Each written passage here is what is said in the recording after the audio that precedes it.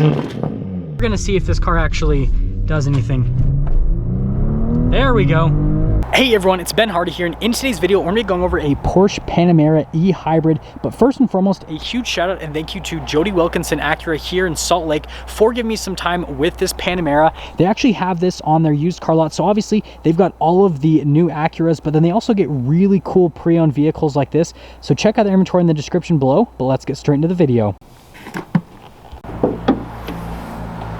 Under the hood of the Panamera Hybrid, we have a twin-turbo 2.9 liter V6 that goes through an 8-speed dual clutch automatic transmission. Now, power outputs for just the V6 are 326 horsepower, but once you take into account the electric motor, the power output jumps up to 456 horsepower and then 516 pound-feet of torque, with fuel economy being somewhere in the mid-20s.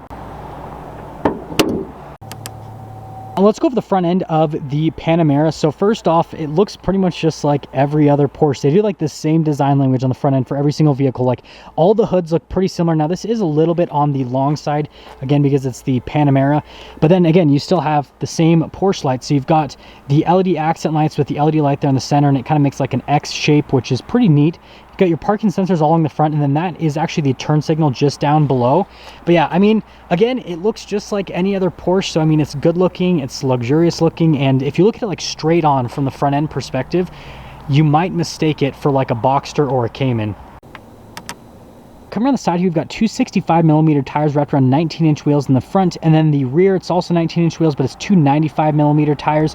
And then as for the design on the wheels themselves, I think the wheels look good, but for my personal preference, especially with the rest of the theme of this car, it's all blacked out, I think it would look better if these wheels were kind of like a dark metallic gray or like a dark black in coloration. However, the wheels do make up for it for the fact that they have gigantic brake rotors, and also I love the acid green brake calipers. That's one of the ways that you can tell that this is a hybrid. Porsche will make the brake calipers in that kind of like acid green color. And other than that, you've got your E-Hybrid badge there on the side, which is another way to tell this is a hybrid. And well, there's your full side view.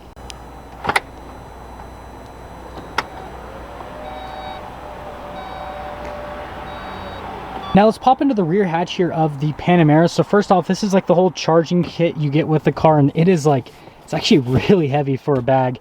And then underneath this, you guys can see you got some stuff to work on the car, and then you've got a bunch of wires and everything going through. Probably wouldn't mess with those, just saying. And then you've got a 12-volt right over there to the side. Some extra little storage here with a little cargo net. But yeah, other than that, I mean, storage space is really good.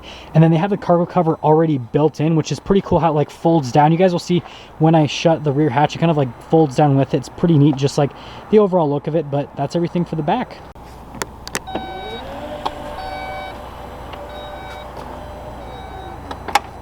Now let's go over the back end of the Panamera. So first off, we've got the spoiler up in the more aggressive setting, which I think it looks really neat. And then obviously, yeah, you can pop it down as well. You've got the LED light bar that goes all the way across, which I think is another nice design detail. And then I love how Porsche does the exhaust tips. They look really nice and aggressive. And I mean, again, it only has a 2.9 liter V6, so it really doesn't need exhaust tips that crazy, but I think it's worth it. Definitely looks cool, but that's the back end. Now let's go over the door panel here in the rear of the Panamera. First off, everything is covered in really nice material. So you've got really nice leather there at the top, and then I love how they have the carbon fiber trim just down below that. And you got like your door unlock and lock, and then you got more leather, even more leather, and you guessed it, even more leather. Like the whole door panel pretty much is covered in leather. And then you've got a speaker for the Bose sound system. And then here are the seats in the rear, and it's so cool that they look like bucket seats, but they're just like the back seats. Like, I don't know, I think that's definitely a cool little thing here with the Panamera. But let's actually pop in. So stepping in, I do have to kind of squeeze in just a little bit. But once you are in here, I mean, there's a good amount of headroom. I'm 5'11". Legroom is pretty solid as well. And then notice you get this cool center console thing. So I do have the car started up and on, so you guys can see this. But this is where you control the climate zones here for the rear. Notice that you've got two different climate zones. So like there's one for me and one for the invisible person that is not here. And then I love this, like you've got more carbon fiber here that pops open to be a couple of cup holders. You got a USB in there. But yeah, definitely like from a back end perspective, like I think the seats look really good. I love how you can control the climate zones here from the rear as well. And yeah, I mean, I have no complaints with this. This is a nice place to be. Now what does this do? Okay. I even get a sunroof back here. This is nice. And here's the door panel at the front of the Panamera. So again, you've got the really nice leather here with the carbon fiber just down below. And a design touch I like is how you've got this little metallic trim that goes and connects to the door handle. And then you've got your memory seats here, your door lock and unlock. And then you've got all of your window controls just down below, and then all of your mirror adjustments. And again, like everything is covered in leather. Another speaker for the Bose sound system, and then Panamera 4. The 4 just lets you know that this is all-wheel drive or four-wheel drive. And then notice that you've got the seats here in the front, which look very similar to the seats in the rear. Tons of different adjustments there on the seat. And then you've got the pedal layout just down below. And then you guys notice the light controls are right here in this area. This is kind of an interesting key situation. So you have an actual key fob that you guys saw, but you've got this as permanently in here that you turn to actually turn the car on, that like mimics the key, because in the Porsches you used to like put the key in to actually start it up, but now you just have that because most cars have push button. Instead of push button, you just turn that with the Porsches. But anyways, there's one more look before we pop in.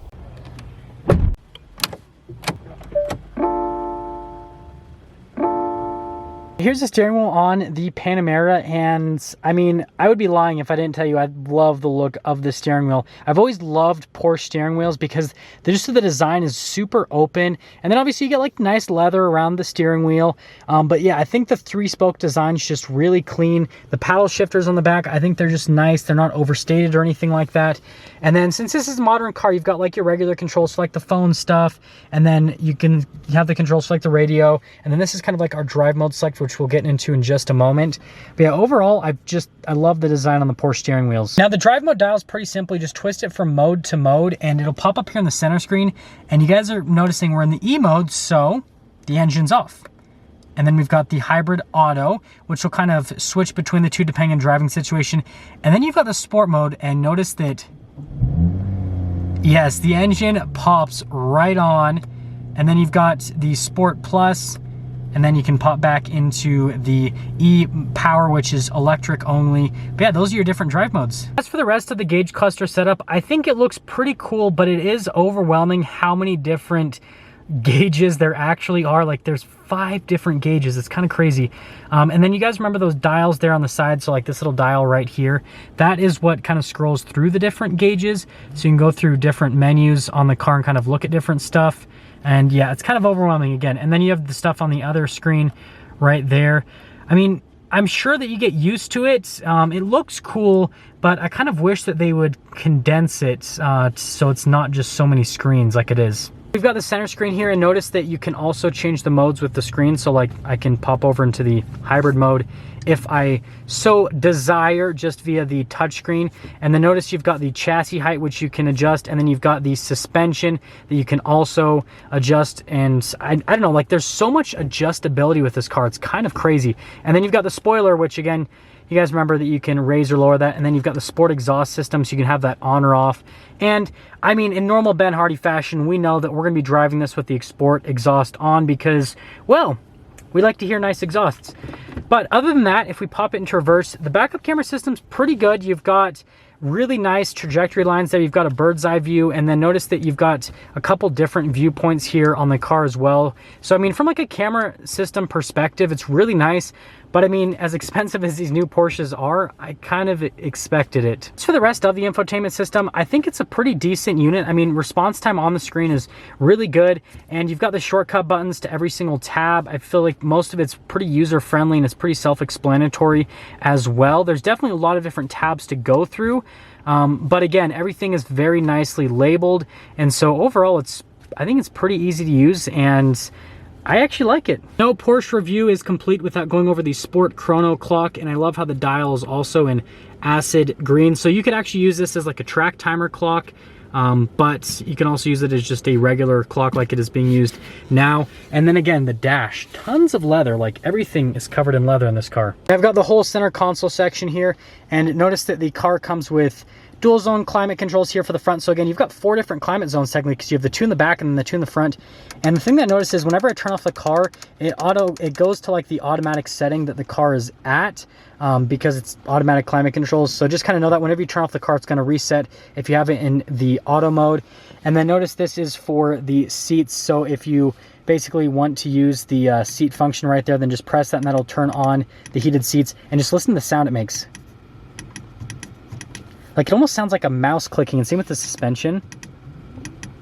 Like it's definitely interesting with all the buttons. And then you've got the shifter, which it's definitely one of those kind of like interesting newer shifters. If you pop it into the manual mode, you guys probably heard the engine pops on, which obviously they expect if you go into manual mode, you're going to be wanting to do sporty driving. And then you guys can see the controls over here. Like this is like the individual setting, for example. But yeah, that's kind of like that whole center console thing. And you guys probably noticed the theme with this car, like there's a lot of buttons and controls and screens just everywhere. Now here, if you press the little Panamera logo, you've got some extra storage there, and then notice all of it is fully covered in leather here on the side. And then if you press this, well, if you actually press it, pops open with the center console. You've got some areas we can charge devices, and then there's a couple cup holders. And again, all of it is covered in, like, everything's leather or carbon fiber in this car pretty much.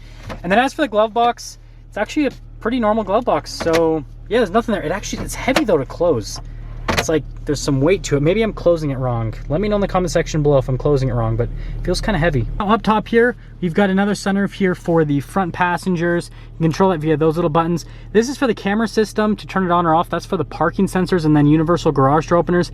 And something I've noticed with this car is they just doubled down with all the buttons. So you have a bunch of buttons in the touchscreen, and then you've got a bunch of buttons outside the touchscreen, if that makes sense. So it seems like they've just doubled down with everything. So there's like 2 or 3 different ways you can change things in this car. Now that we're done going over the interior on this Panamera Hybrid, let's quickly get into the pricing. So in terms of pricing, this Panamera Hybrid on the used market with just over 40,000 miles is about $74,000. Now, if you want the most up-to-date pricing on this particular car, check out Jody Wilkinson Acura's website, where they're going to have the most up-to-date price. Again, link in the description below.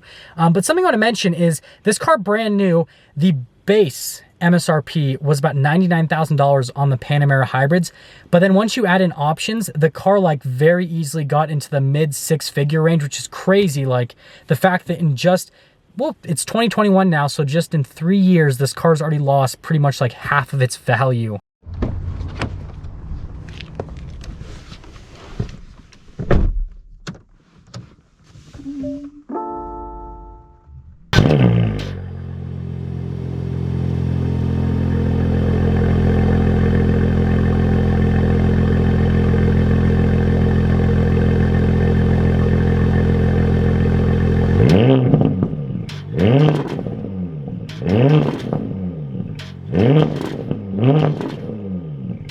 Well, let's talk about visibility here on the Panamera before we set off. So first off, visibility of the hood. It is a little bit of a longer hood, so definitely takes a second to get used to that. And then there's your visibility through both of the mirrors.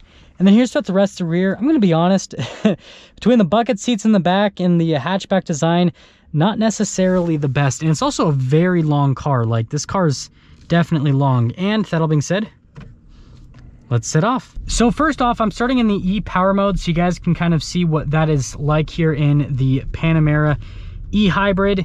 And the one thing I will mention is it definitely has that electric car feel. So tons of regenerative braking. We're actually gonna go the other way because that is going to be a heyday with a lower to the ground car like this. But yeah, if you're used to driving an electric car, then when you're in the fully electric mode, it feels exactly the same. And I mean, just the electric side of this has over 100 horsepower, which I know it doesn't sound like a ton in terms of modern standards, but I mean, it's pretty good. I mean, it gets the car up and moving. A lot of hybrids will only have like 50, 60 horsepower. And so the fact that this has over 100, I mean, you can actually, the car's drivable in the electric mode is what I'm trying to say. The one thing I will mention though is it does take a second to get used to the brakes. This definitely has that hybrid feel on the brakes where they're just like overly weird and touchy, and yeah, they just feel different. I think it's kind of funny is you guys probably noticed it's actually shifting the different gears with the dual clutch. And the reason that it does that is that in case you go into the mode where you're using the engine, well, then you'll be in the right gear so that you're not like going to the engine pops on and then you're in like first gear and then over rev the engine. So I think that's pretty cool that Porsche has been able to figure that out. Most manufacturers, that's why they pair like CVTs with their hybrids. But yeah, Porsche's been able to figure that out. In the hybrid mode, it does a pretty good job. Like, it's really quiet and it feels like a pretty normal car to drive. Now we're gonna get like a little acceleration here, just full electric power. Oh, it turns on the engine. So just like every other car, as soon as you go full throttle, it turns the engine on. So I guess we know that.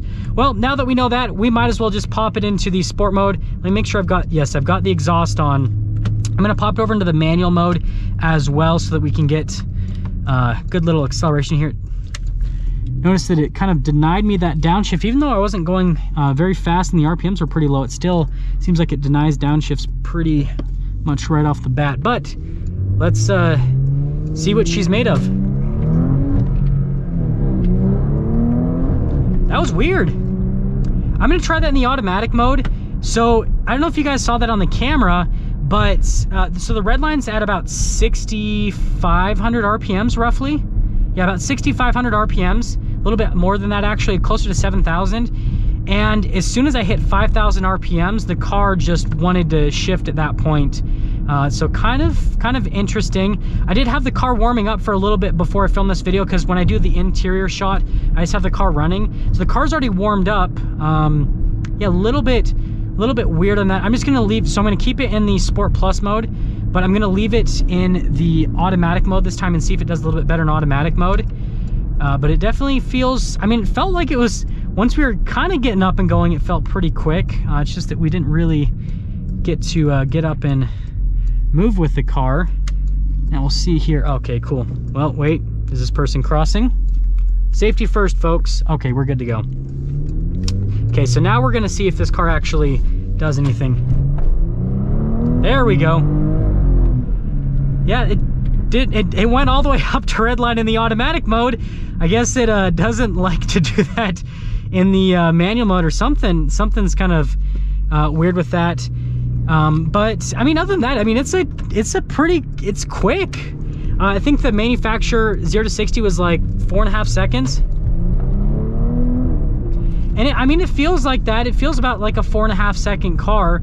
And I mean, from the electric perspective, yeah, you do definitely get lots of low end torque. So it feels like very, very powerful from the low end. Now we're gonna pop it back over into the E mode. Now it's not gonna shut off the engine immediately. It's gonna kind of wait till we're doing driving. That's gonna allow the engine to shut off, and then it'll decide to do that. But let's actually get into summing things up with this Panamera E Hybrid. So first off, from an exterior aesthetics perspective, I think the new Panameras look really good.